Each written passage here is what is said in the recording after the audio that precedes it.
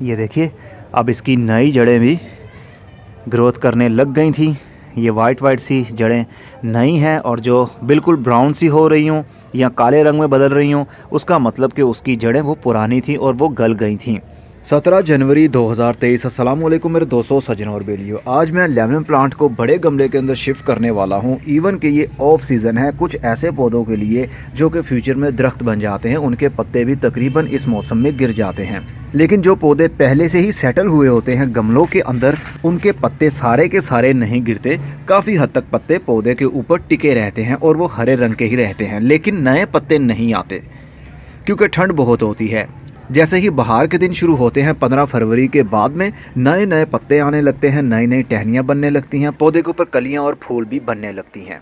ये वो पौधा है जो कि 1 साल से इस प्लास्टिक के गमले के अंदर सेटल है, इसीलिए इसके पत्ते नहीं गिरे, लेकिन नई ग्रोथ भी नहीं हुई। और एक हमारे पास पौधा है जो कि एयर लेयरिंग के थ्रू तैयार हुआ था पौधा। ये देखिए, इसके पत्ते पीले होकर हाथ लगाने पर ही ये पत्ते गिर जाते हैं। उसकी वजह यह है कि इसकी रूट्स अभी इतनी ज़्यादा थी नहीं और इस गमले के अंदर इसको शिफ्ट किए हुए भी ज़्यादा टाइम नहीं हुआ, 2 से 3 महीने हुए होंगे। अगर पौधा आपका ऑलरेडी पहले से ही सेटल है तो किसी भी मौसम में, ऑफ सीज़न हो या फिर ग्रोइंग सीज़न हो, आप पौधे को शिफ्ट कर सकते हैं ज़मीन के अंदर या फिर बड़े गमले के अंदर। और रूट प्रूनिंग भी उसकी की जा सकती है, मतलब पौधे को उसी गमले से निकालिए और जड़ों को काटिए और दोबारा से उसी गमले के अंदर लगा दीजिए। ये वो लोग करते हैं जिनके पास ज़्यादा स्पेस नहीं होती। इस मेथड को कहते हैं रीपोर्ट करना, मतलब पौधा वही है, गमला वही है, बस मिट्टी को बाहर निकाला, 80 या 90% उसकी जड़ों को काटा और दोबारा से उसी गमले के अंदर लगा दिया और मिट्टी भर दी। That's it. फिर वो आहिस्ता आहिस्ता से ग्रोथ करना भी शुरू कर देता है। लेकिन ये पौधा जो कि अभी इस गमले के अंदर सेटल नहीं है, इसकी हम रूट प्रूनिंग नहीं कर सकते क्योंकि इसकी पहले से ही रूट्स थोड़ी सी हैं। अगर रूट और काट देंगे तो फिर पौधा हमारा मर जाएगा। ये 2 पौधे थे लेकिन एक पौधा हमारा ज़िंदा नहीं रह पाया, वो सूख गया था डाई बैक की बीमारी की वजह से। इसकी ब्रांचेस देखिए कितनी हरी हैं अभी भी, और कुछ फ्रूट मैंने इसके ऊपर से उतार लिया था जो कि पीले रंग का हो गया था, और कुछ फल ऐसा भी होता है जो कि अपना साइज़ बड़ा नहीं कर पाता और वो लगा लगा वहीं पर सूख जाता है। अभी बहुत सारा छोटा छोटा सा फ्रूट भी लगा हुआ है, इसको कुछ का साइज़ हो सकता है कि बड़ा हो जाए, लेकिन ज़्यादातर यही होगा कि जितना फ्रूट का साइज़ अभी है इससे ज़्यादा नहीं बढ़ेगा क्योंकि सीज़न ऑफ हो चुका था, ठंड ज़्यादा आ गई थी। इस वजह से जितना फ्रूट रहा वो वहीं का वहीं पीला होना शुरू हो जाता है। इसकी बहुत ज़्यादा ब्रांचेस भी हैं, लेकिन अभी हम इसकी कोई भी ब्रांच को छेड़छाड़ नहीं करेंगे। सिंपल इस गमले में से पौधे को निकालेंगे और बड़े गमले के अंदर शिफ्ट कर देंगे। ये देखिए, फ्रूट नीचे भी अब गिरना शुरू हो गया, लेकिन पौधा अभी ज़िंदा है। इसकी रूट प्रूनिंग हम नहीं करेंगे, इसको हम करेंगे शिफ्ट, मतलब इस जड़ों के जाल को हम बाहर निकालेंगे, मिट्टी को हटाएंगे नहीं और बड़े गमले के अंदर लगा देंगे। समटाइम ऐसा भी होता है कि मिट्टी और जड़ें अलग हो जाती हैं शिफ्टिंग करते टाइम। अगर ऐसा होता है तो पौधे के ऊपर जितनी भी एक मरतबा ग्रोथ है, जैसा कि इस पौधे के ऊपर अभी भी पत्ते हैं और वो सही से जमे हुए हैं, गिर नहीं रहे, तो जड़ों को जब हवा लग जाएगी तो फिर इनके पत्ते पीले हो जाएंगे, वो गिर जाएंगे आने वाले टाइम में और दोबारा से नए पत्ते आने लगेंगे। तकरीबन उसको 1.5 से 2 महीने का टाइम लगता है। इसलिए बी केयरफुली कि आपका रूट बाउल जड़ों से अलग ना हो। चलिए इसको दूसरे टेरेस पर लेकर चलते हैं। ये है वो 12 इंच का मिट्टी का गमला जिसके अंदर मैं इसको शिफ्ट करने वाला हूँ। पहले थोड़ी सी मिट्टी मैंने गमले में ऐड कर दी है और उसको ऊपर से खास से दबा दिया है ताकि ड्रेनेज होल ब्लॉक हो जाए। मैं पत्थरियाँ ठीकरी बस कभी कभी इस्तेमाल कर लेता हूँ। ज़्यादातर ऐसा ही होता है कि सिंपल मिट्टी को गमले में भरता हूँ और अपने हाथ से थोड़ा सा उसको सख्त बना देता हूँ नीचे वाली परत, ताकि जब हम पानी देते हैं तो एकदम पानी के साथ मिट्टी भी नीचे जो सुराख है वहाँ से बाहर ना निकल जाया करे। इसलिए मैं थोड़ी सी मिट्टी डालने के बाद में मुट्ठी या 2 मुट्ठी मिट्टी डालता हूँ और उसको थोड़ा सा अपने मुक्के से ही सख्त कर देता हूँ।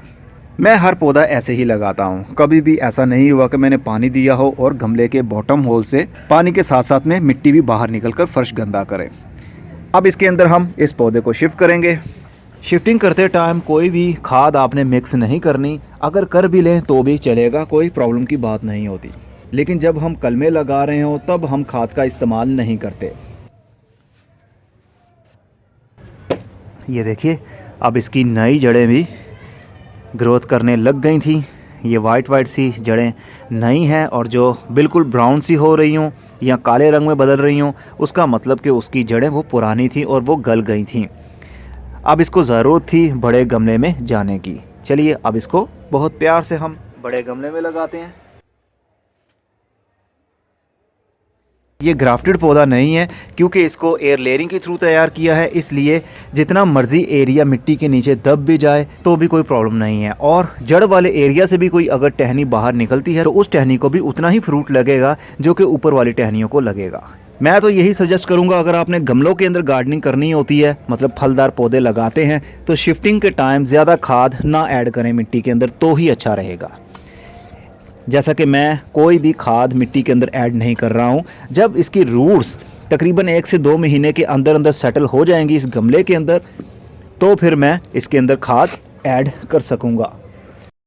जड़ें खाद को तब इनटेक भी कर पाएंगी। अगर हम फ़िलहाल के लिए अभी से खाद देंगे तो खाद तो मिट्टी के अंदर मौजूद रहेगी, लेकिन उसकी हीट की वजह से जड़ें गल भी सकती हैं। गमले की मिट्टी को बहुत ज़्यादा अपने हाथों से दबाया मत करें। ऐसा करने से मिट्टी सख्त हो जाएगी और जड़ों को नई ग्रोथ बढ़ाने में बहुत दिक्कत होगी। इसलिए गमले को सिर्फ भरिए और थोड़ा सा हिला लीजिए और थोड़ा सा पटक लीजिए ताकि एयर पॉकेट्स ख़त्म हो जाएं। अब मैं इसमें पानी डालूंगा और जब पानी पी लेगी ये मिट्टी तो मिट्टी और भी नीचे दब जाएगी। तो हमें ज़रूरत पड़ी तो हम और मिट्टी भी ऐड कर देंगे, लेकिन अपने हाथ से मिट्टी को सख्त नहीं बनाएंगे। क्योंकि लेमन प्लांट फल देने वाला पौधा है, इसलिए इसको फुल धूप की ज़रूरत भी होगी। लेकिन अगर इसको हम शेडी एरिया में रखते हैं जहाँ पर मॉर्निंग के टाइम की 2 से 3 या 4 घंटे की धूप भी आ जाए तो भी इसके लिए काफ़ी रहती है, क्योंकि सूरज की रोशनी की कमी नहीं होनी चाहिए। जहाँ पर ब्राइट लाइट आती है वहाँ पर पौधों की ग्रोथ होती है, लेकिन धूप की वजह से फ्रूट और फ्लावर्स भी आते हैं। इसलिए फलदार जितने भी पौधे हों उनको आप फुल धूप वाले एरिया में रखें तो ही उनकी अच्छी ग्रोथ होती है। अब ये जो बुलबुले से निकल रहे हैं ये एयर पॉकेट्स ख़त्म हो रहे हैं। जहाँ पर गैप रह गया था वहाँ पर पानी के साथ में मिट्टी भर रही है और मिट्टी आहिस्ता आहिस्ता से और भी नीचे दब जाएगी। अगर मिट्टी की कमी हुई हम और भी मिट्टी ऐड कर देंगे। लेमन प्लांट को ऑफ सीज़न में मतलब दिसंबर से जनवरी के महीने में रीपोर्ट भी किया जा सकता है, रूट प्रूनिंग भी की जा सकती है, शिफ्ट भी किया जा सकता है। लेकिन जो पौधे रीपोर्ट किए होते हैं उनमें से हो सकता है कि कोई पौधा हमारा मर भी जाए, इसलिए रीपोर्टिंग आपने नमी वाले एरिया में करनी है जहाँ पर नमी बनी रहे। लेकिन ये सिट्रस फैमिली है, बहुत ज़्यादा नमी वाला एरिया भी इसको अच्छा नहीं लगता, इसलिए बरसात का मौसम रीपोर्टिंग के लिए और रूट प्रूनिंग के लिए अच्छा माना जाएगा। वैसे अगर आप एक्सपर्ट हैं तो फिर दिसंबर और जनवरी का महीना भी अच्छा होता है।